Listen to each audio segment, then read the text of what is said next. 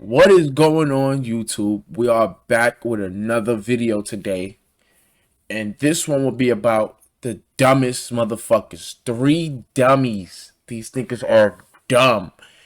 They went and did a robbery and fucked it up. It's always when you do a robbery and you add 2 more people onto it.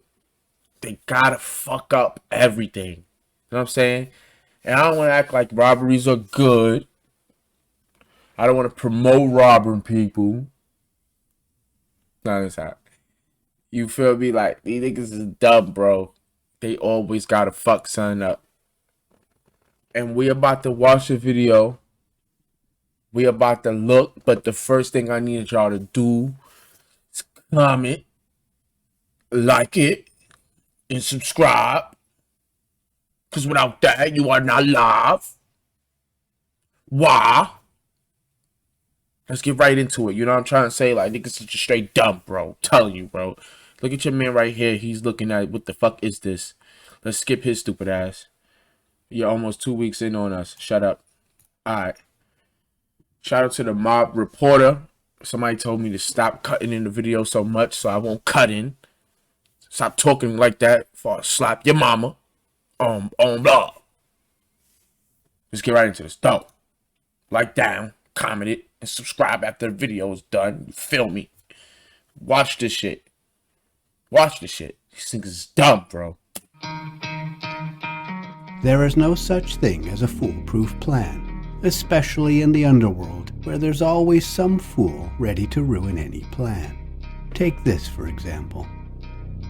An inside man mapped out the perfect scheme for a solid score. $284,866 in untraceable cash 285 dropped right out of the bands. door of a New York City racetrack at the end of the busiest betting day of the year.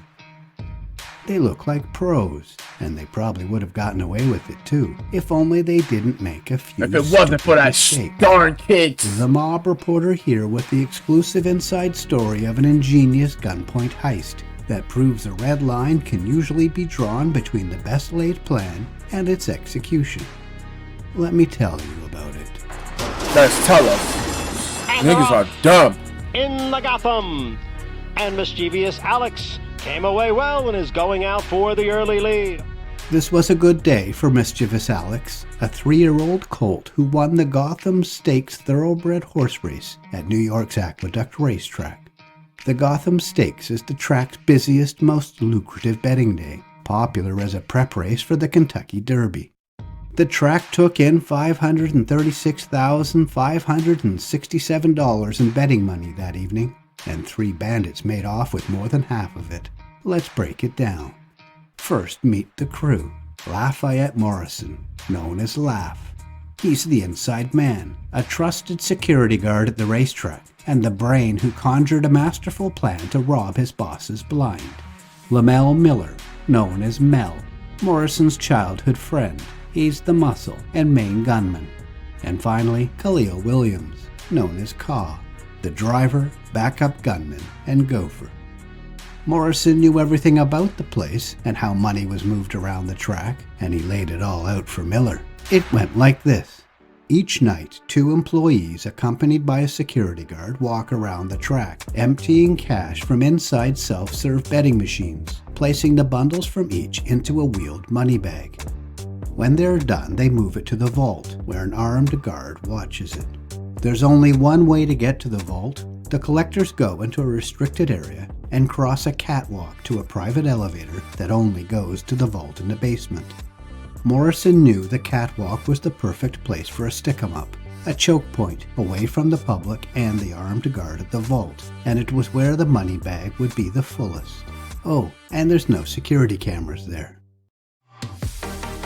Bro, Your W-2 and file they had it, bro. No cameras where they was gonna book and get the money. You hear that? They needed a third man. Miller recruited Williams. The big race day was March 7, 2020. The day before, Williams took care of step 1. This is almost 3 years He ago. pulled up in his silver Dodge outside of Metro PCS, a phone dealer in Queens. Here we see him arrive.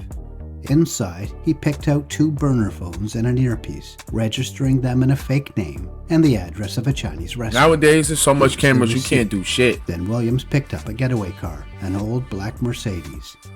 On the day of the big race, Morrison started his shift at the track at 4 p.m.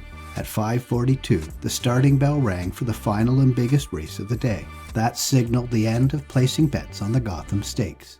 Mischievous Alex crossed the finish line a whisker over a minute and a half later. At 8:54 p.m., Miller and Williams pulled into the racetrack's rear parking lot in their Mercedes. Williams was at the wheel. A minute later, Morrison came down the escalator into the main lobby of the racetrack and stepped outside. He walked to the side of the building towards where their Mercedes was parked. There, Miller and Morrison talked on their burner phones, testing Morrison's earpiece before Morrison returned to work inside. Inside the car, Miller pulled out a handgun and gave a second gun to Williams as they waited. At 9:15 p.m., Morrison called Miller on their burner phones. It was time to move. Morrison didn't hang up, though, leaving an open line for Miller to hear him as he escorts 2 collectors on the last money run of the night. You see, Morrison has an earpiece in his left ear. Meanwhile, in the parking lot, Miller got out of the car and told Williams to count to 60 before following him inside. At 9:16 p.m., Miller entered the track at a side entrance. Surveillance cameras captured him walking casually, talking. Look at this nigga. Big dummy. No mask, no nothing. Act like he's a dumbass. Hey, this is America's... Yo, y'all do so much dumb shit. Y'all make us look bad. When I mean us, I'm talking about black people. Phone. He's wearing a black hat, camo pants, and a black hoodie with uneven white drawstring. Miller couldn't resist looking up at the camera. Dumbass. Yep, it's there, buddy. Williams followed seconds later. You're Managed fucking to keep his head down. Upstairs at HDTV. 17 p.m., the first machine on the money run was emptied by the track staff. It was one of the lightest loads, just $1,105. As the money run continued from dozens and dozens of machines, Miller and Williams lifted a seat cushion where Morrison had hid a key. They needed that to get into the restricted area. They hid in a storage area where Miller gave Williams a medical mask to cover his face. At 10:01 p.m., the last machine on the collection route was empty. He gave him a mask, but this dumbass walking with no mask. Do you see the... Yo, bro. People are so stupid. Emptied. It was a heavy one, $15,930. The 2 collectors with Morrison then took the money cart upstairs and wheeled it down the catwalk towards the elevator. When Miller and Williams heard them coming, they moved into a stairwell nearby and then stepped out to block their path as the track workers approached. "Freeze," Miller said. "Don't move." The collectors stopped and put their hands in the air. Now, I don't have video of the stick-up because there isn't any. That's an advantage of having an inside man on a heist. Williams took the track workers' phones, including Morrison's, and Morrison's security walkie-talkie, and put them all in a bag. Miller told the workers to turn around and walk back across the catwalk. One clerk said he feared he would be shot in the back. Instead, they were pushed inside a storage closet and told to count to 1,000 before coming out. Williams wrapped the money cart in a black bag and gave it to Miller. So far, the heist went like clockwork, but the job wasn't over. No longer able to talk to Morrison, the 2 bandits took a wrong turn in the stairwell and emerged in the middle of this large public area, filled with patrons. Yo, look and at these. cashiers. You got them two. Look, you got 2 niggas in masks casually walking. Yo. Lord, why is there so much dumbass people? Lord Jesus Christ. These motherfuckers is dumb. Stunned, looking for a way out before 2 finding dummies. a door that led to Why where they nobody had first notices entered. though? At 10:06 p.m., here they are, coming out masked, Miller with the money bag and Williams with the bag with the victim's phones. Williams dumped the bag of phones in a trash can on the way out to the car. They dumped the Mercedes, split up, and met back up at Miller's hotel room. Miller's girlfriend was there. They opened the bag and dumped. Bro, they take their phones and dump them right where the fucking, on the outside, right next to where they just robbed the place, bro. Nah, bro, you can't make this shit up, bro. Coming out masked. Miller with the Look, money and he got a bag, mask now. and Williams with the bag with the victim's phones. Williams dumped the bag of phones in a trash can on the way out to the car. They dumped the Mercedes, split up, and met back up at Miller's hotel room. Miller's girlfriend was there. They opened the bag and dumped the bricks of money onto the bed. They looked like this. There were 67 money bricks in all. On the bed, they counted it 5 times. It took hours. $284,866. Miller gave Williams $100,000 of it, kept $100,000 for himself, and put $84,000 in a bag for Morrison. Miller then gave his girlfriend a large messy pile of $1 bills. Williams cradled his stash of cash like a baby. They felt on top of the world. Do you think that feeling lasted? While Miller and Williams were counting their loot, Morrison was back at the track pretending to be a victim. All 3 track workers were taken to a police station for interviews by the Joint Robbery Task Force. Investigators thought it was an inside job from the start. Morrison was interviewed 3 times. He was a capable liar. But then Morrison realized their big mistake. Remember those phones Williams dumped in the trash? Williams was supposed to just dump the workers' personal phones and keep Morrison's burner phone from ever being found. That's the phone that was connected to Miller's burner all through the robbery. When the victims reclaimed their phones, the burner phone remained. Cops pounced on it. They examined call logs and traced its movements based on which cell tower it had been pinging off. They found the burner moved in tandem with Morrison's personal phone from around Morrison's house to the racetrack. Now this crew made another big mistake. The night before the robbery, when the 3 bandits were finalizing their plan, Miller accidentally called Morrison's burner phone from his personal phone. It wasn't long before Miller's mugshot from a past arrest was compared to security footage of the man on the phone walking into the track and disappearing until he marched back out with a large bag. Cops quickly learned how close Miller and Morrison were. In fact, they had been arrested together as teenagers. Yo, bro, I don't even cut in, bro. You can't tell me these niggas is not retarded, bro.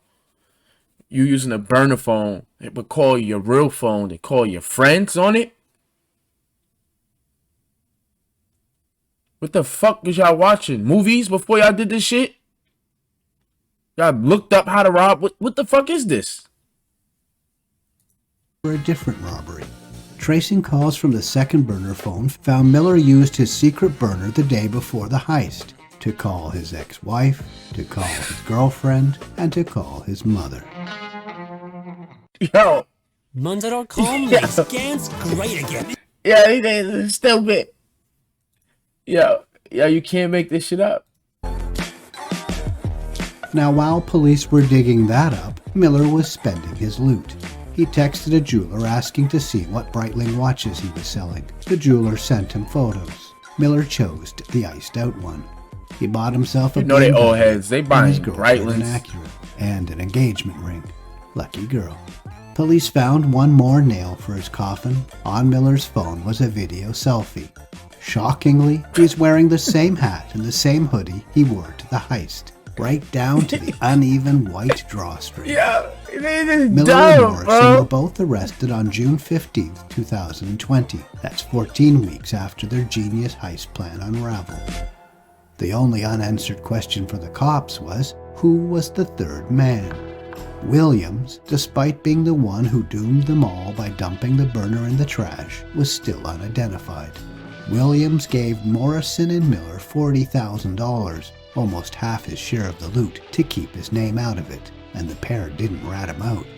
Williams was starting to think he got away clean, the last man standing after a year.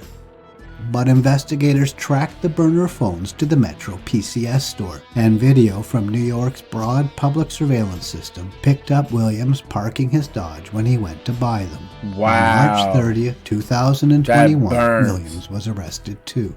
Now, Williams eventually agreed to plead guilty to robbery and brandishing a firearm, and to testify against the others to get a break. Wow. In October gave them fucking Morrison 80 and bands a 5-day and then trial. still told. Oh, it didn't take the Brooklyn jury long. They reached a verdict after lunch. Both were found guilty on October 21st, 2022. Their convictions mean they face a minimum of 7 years in prison and a maximum of life. the pair have not yet been sentenced. Shortly before Christmas, Williams was. Taking his cooperation into account, Williams was sentenced to time served and released with a hefty restitution order for the full amount of the racetrack heist. So it turns out they weren't criminal masterminds after all. They sure looked like pros, but in the end didn't have the parts. Please tap the thanks button or join me on Patreon to help me out. I'm not even And on please, front. Y'all cannot tell me they not slow. They fucked up everything. If that was the case, should have just took. You need to listen to directions, bro. I don't know what the fuck y'all was thinking.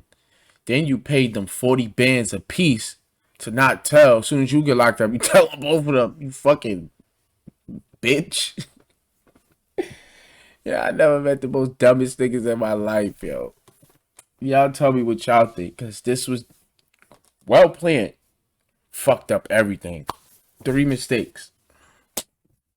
It's your boy. I can't believe this shit.